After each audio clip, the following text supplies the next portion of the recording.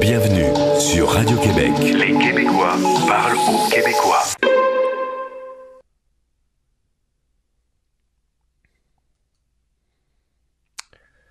Alors, salut tout le monde. Petite apparition de fin de soirée, évidemment, pour commenter les événements de la journée. Ça frappe fort ces temps-ci, vous le savez. Et là, je reçois énormément de messages de personnes qui disent c'est fini, etc. Ça part dans tous les sens, on se fait insulter. Alexis, quand est-ce que tu fermes ta chaîne? Nanana. En fait, après l'impact initial d'une déclaration aussi spectaculaire, la poussière retombe et on commence à réfléchir. Et on se pose la question, on se demande pourquoi à ce moment-ci, c'est quoi la stratégie démocrate exactement? Parce que il y a des recours devant les tribunaux. Pourquoi les démocrates et l'État profond, les médias veulent devancer le processus judiciaire? Réfléchissez à ça, posez-vous la question.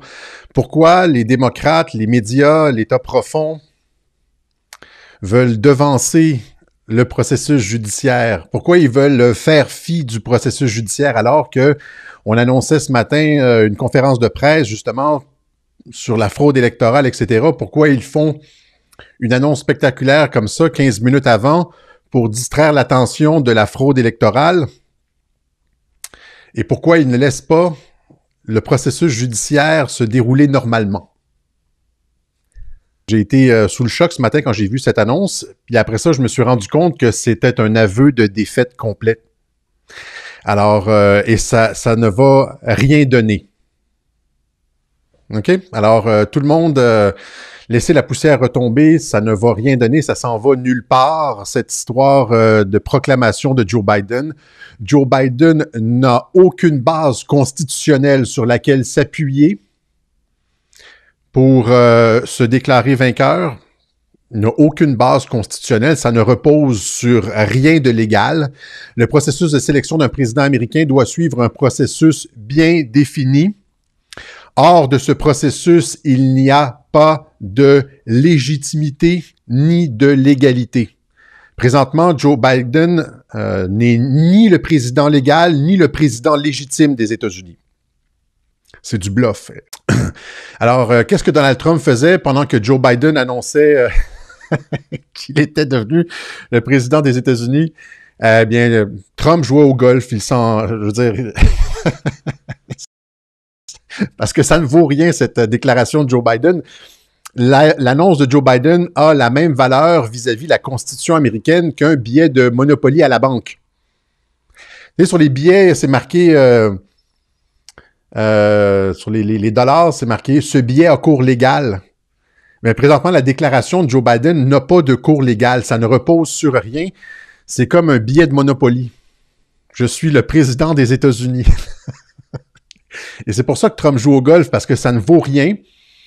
Le processus judiciaire contre les démocrates est verrouillé. Tu sais, c'est comme la vache qui s'en va à l'abattoir, là. Là, la porte se referme derrière. Là, tout d'un coup, elle se rend compte que, c'est une mauvaise image, là, mais c'est les démocrates. Ils sont rendus à l'abattoir, puis ils se sont rendus compte avant-hier soir que le piège s'était refermé. Et là, ils ont dû précipiter tout ça avec une annonce, du bluff et une reconnaissance internationale, etc., parce qu'ils se sont fait piéger et ils s'en sont rendus compte.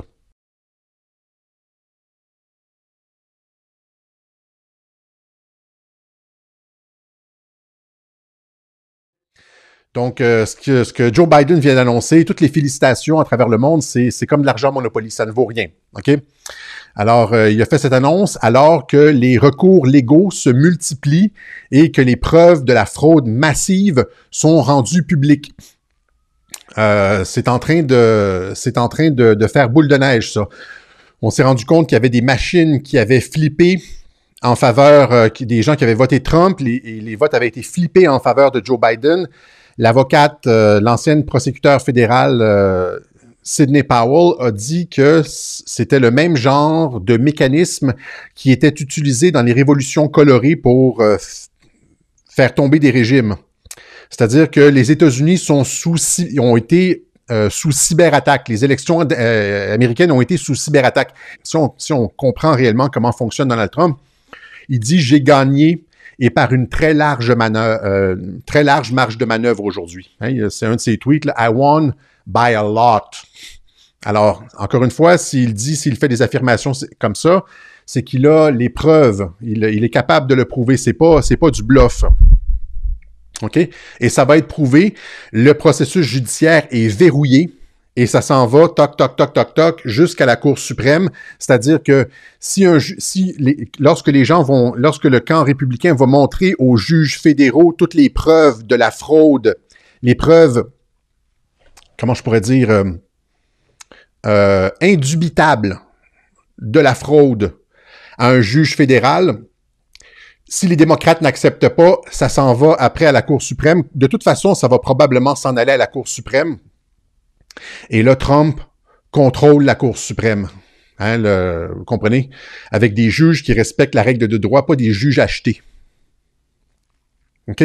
Alors, les démocrates savent que le processus judiciaire, ils se sont fait attraper dans la fraude et que le processus judiciaire est verrouillé contre eux.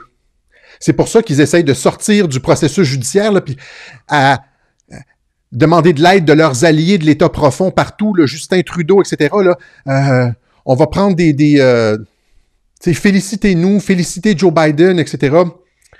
Mais légalement, ils sont nulle part. Et c'est pour ça que Trump joue au golf.